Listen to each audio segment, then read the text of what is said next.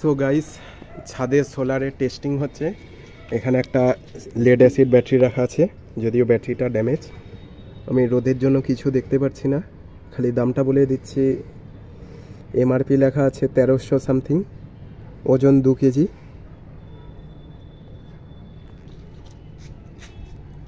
কোথায় গেল রে? এটা হচ্ছে একটু ড্যামেজ আছে সেলটা। 12 ভোল্ট 7 অ্যাম্পিয়ারের বা 7.5 অ্যাম্পিয়ারের ব্যাটারি। 1300-এর মধ্যেই এগুলার দাম থাকে, বাট মার্কেটে হোলসেল রেটে কিনলে 600-800-এর মধ্যে হয়ে যায় এটা সোলার প্যানেল। সো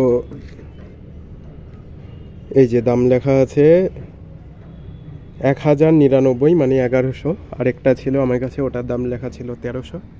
সো এই ব্যাটারিটা ড্যামেজ আছে, তাও আমি এটাকে রিভাইভ করার ঠিক করব।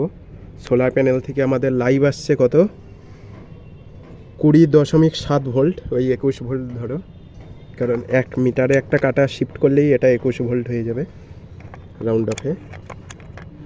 এখানে লাইট আছে, এই লাইটটাকে ভাবছিলাম চালাবো, বাট চালাবো না, কারণ এটা আমাদের 12 ভোল্টের লাইট 20 ভোল্টে হিট হয়ে খারাপ হয়ে যাবে। দেখাচ্ছি কারণ কি, অ্যাম্পিয়ার অনেক বেশি আছে। According to the mention data আমরা এর থেকে 4-4.5 অ্যাম্পিয়ার পাচ্ছি। কত অ্যাম্পিয়ার দেখাচ্ছে? 4.44। তো এই ব্যাটারি চার্জ করে দিবে, এই ছোট ব্যাটারিটা এটাকেও চার্জ করে দিবে। এই মোটরটাও খুব হাই স্পিডে ঘোরে, দেখাতে কি পারবো।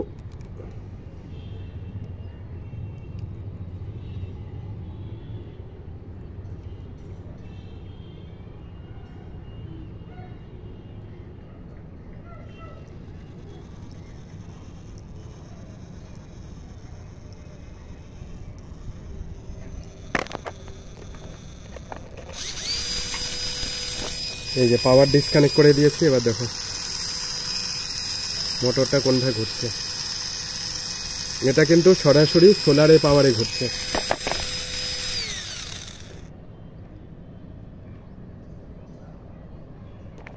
কারণ এখানে আমি ব্যাটারির যে মাইনাসটা ওটা ডিসকানেক্ট রেখেছি, সরাসরি সোলারে পাওয়ারে ঘুরছে। আর এই ব্যাটারিটা খারাপই হয়ে গেছে, আমি সোলারে তাও চার্জ দিয়ে ঠিক করার চেষ্টা করছি জল পাল্টে। সো গাইস, আমাদের ব্যাটারি কিন্তু 4.43 অ্যাম্পিয়ারেই চার্জ হচ্ছে।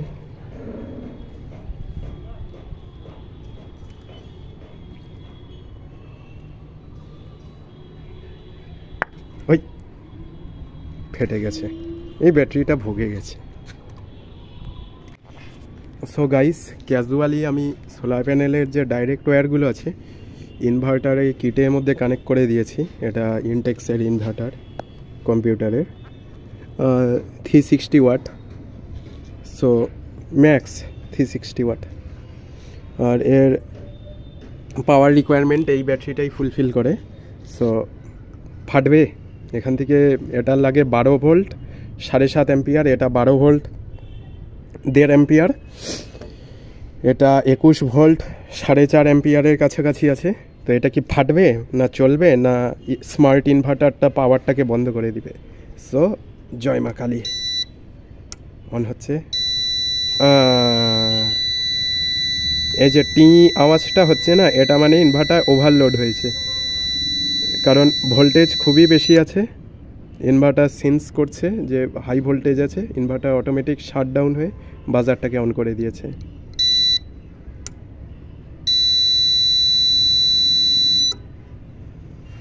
সো আমাদের একটা এই কারণেই বলে সোলার চার্জ কন্ট্রোলার ইউজ করতে, যাতে 12 ভোল্ট বানিয়ে পাঠাতে পারে। তো এর জন্য আমরা কি করব, মাঝখানে একটা রেজিস্টিভ ডিভাইস অ্যাড করে দিব, যেটা ভোল্টেজটাকে একটু কম করে পাঠাবে। সেটাই ব্যাটারিটাও হতে পারে। তো চলো দেখা যাক। সো গাইস, এরকম একটা দেশি জুগাড় তো লাগিয়ে নিয়েছি, বাট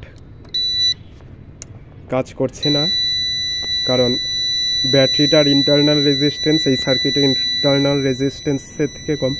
সো আমাদের ব্যাটারিটা থেকে চার্জ হওয়ার চাইতে, ভোল্টেজ ড্রপ হওয়ার চাইতে 21 ভোল্টে ইনভার্টারে যাচ্ছে, তাই কাজ করছে না। সো গাইস, আমাদের ছাদটা এমনি পুরোটা অন্ধকার থাকে, কোনো লাইট নেই। সো এখানে আমি আমার সোলার লাইটটা লাগিয়েছি, ব্যাটারি। এই যে সোলার প্যানেলটা এখানে আছে, এই যে সোলার প্যানেলটা আছে।